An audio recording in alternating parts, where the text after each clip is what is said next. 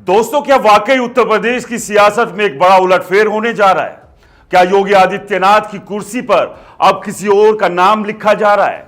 क्या स्मृति ईरानी, जो कभी राहुल गांधी को अमेठी में हराने के लिए सुर्खियों में थी, अब उत्तर प्रदेश की मुख्यमंत्री बनने की राह पर है? और अगर ऐसा होता है तो क्या अमित शाह और योगी आदित्यनाथ के बीच की वो कथित खींचतान अब अपने नतीजे तक पहुंच रही है? आखिर 7 और 8 मार्च के बीच ऐसा क्या हुआ कि दिल्ली से लखनऊ तक हलचल मच गई? क्या यह सिर्फ अफवाह है या इसके पीछे कोई सच छिपा है? और अगर सच है तो क्या योगी आदित्यनाथ चुपचाप ये सब होने देंगे? दोस्तों, इन सवालों के जवाब पर आएंगे, लेकिन इससे पहले हम थोड़ा पीछे जाना होगा, उस सियासी जमीन को समझना होगा जहां ये सारी कहानी पनप रही है। दोस्तों, उत्तर प्रदेश की सियासत कभी शांत नहीं रही। ये वही राज्य है जहां हर कुर्सी के पीछे एक कहानी है, हर कहानी के पीछे एक राजनीतिक साजिश, और हर साजिश के पीछे सत्ता की भूख।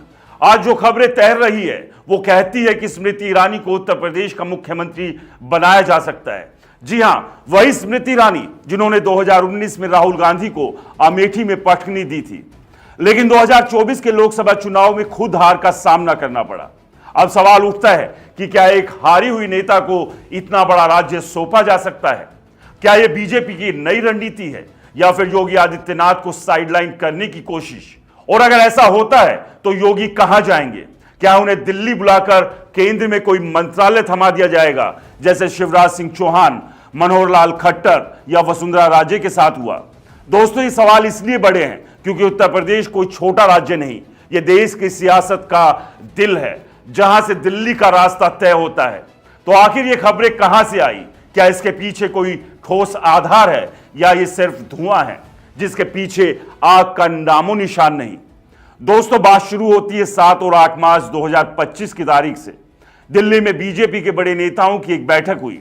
सूत्रों की माने तो इस बैठक में 2027 के उत्तर प्रदेश विधानसभा चुनाव को लेकर लंबी चर्चा हुई, और इस चर्चा से खबर निकलकर बाहर आई कि स्मृति ईरानी को मुख्यमंत्री का चेहरा बनाया जा सकता है और योगी आदित्यनाथ को दिल्ली लाकर मोदी मंत्रिमंडल में जगह दी जा सकती है।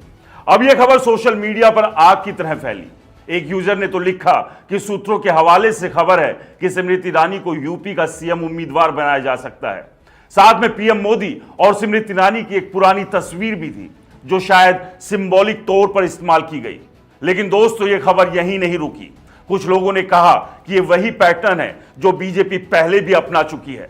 मध्य प्रदेश में शिवराज सिंह चौहान को हटाकर केंद्र में लाया गया, हरियाणा में मनोहर लाल खट्टर को हटाकर मंत्री बनाया गया, राजस्थान में वसुंधरा राजे को साइडलाइन कर दिया गया।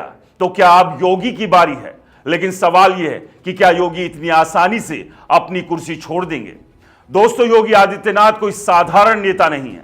2017 में जब बीजेपी यूपी में जीती तो केशव प्रसाद मौर्य और मनोज सिन्हा जैसे नाम चर्चा में थे, लेकिन योगी ने अपनी ताकत और संगठन के दम पर कुर्सी हासिल की। पिछले 7 सालों में कई बार उनके और केंद्र के बीच टकराव की खबरें आई। अखिलेश यादव तो इसे लखनऊ बनाओ दिल्ली का टकराव कह चुके हैं। कुंभ के हादसे की बात करें या उससे भी पहले लोकसभा चुनाव 2024 की बात कर लें, कई मौकों पर यह बातें सामने आई कि योगी और मोदी शाह की जोड़ी में सब कुछ ठीक नहीं है। लोकसभा चुनाव में यूपी में बीजेपी की सीटें कम हुई तो कई लोगों ने योगी पर सवाल उठाए कि उन्होंने पूरा सहयोग नहीं दिया। तो क्या अब यह उसी का नतीजा है?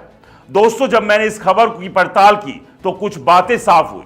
बीजेपी के करीबी सूत्रों की बात करें कि स्मृति ईरानी के नजदीकियों से संपर्क किया, किसी ने साफ तौर पर खबर को खारिज नहीं किया। सबने कहा यूपी की सियासत में कुछ भी हो सकता है। योगी और अमित शाह का टकराव पुराना है, लेकिन सवाल यह भी है कि स्मृति ईरानी के पास ऐसा क्या अनुभव है जो उन्हें यूपी जैसे राज्य की कमान सौंपी जाए? हाँ, वो मोदी की करीबी रही हैं, शिक्षा मंत्री रह चुकी है, लेकिन क्या यह काफी है? बीजेपी का इतिहास देखें तो वो चौंकाने वाले फैसले लेती रही है। राजस्थान में भजन लाल शर्मा, मध्य प्रदेश में मोहन यादव पहली बार विधायक बने और सीधे मुख्यमंत्री। तो स्मृति ईरानी का नाम भी इस लिस्ट में क्यों नहीं हो सकता? यह भी एक सवाल है जो कहता है इसे खारिज नहीं किया जा सकता। दोस्तों, फिलहाल यह खबर धुएं की तरह है। आग है या नहीं ये कहना मुश्किल है। योगी के समर्थक कह रहे हैं योगी नहीं तो बीजेपी नहीं, योगी का अपना संगठन है, अपनी ताकत है, लेकिन क्या वो चुपचाप दिल्ली चले जाएंगे या फिर ये सब 2027 से पहले बीजेपी के अंदर की सियासत को गर्म करने की कोशिश है? आधिकारिक तौर पर अभी कुछ नहीं कहा गया, लेकिन इतना तय है अगर स्मृति ईरानी की लॉटरी लगी तो ये यूपी की सियासत में भूचाल ला देगा। दोस्तों, आप क्या सोचते हैं? आपकी क्या राय है? हमें कमेंट्स कर जरूर बताएं। नमस्कार।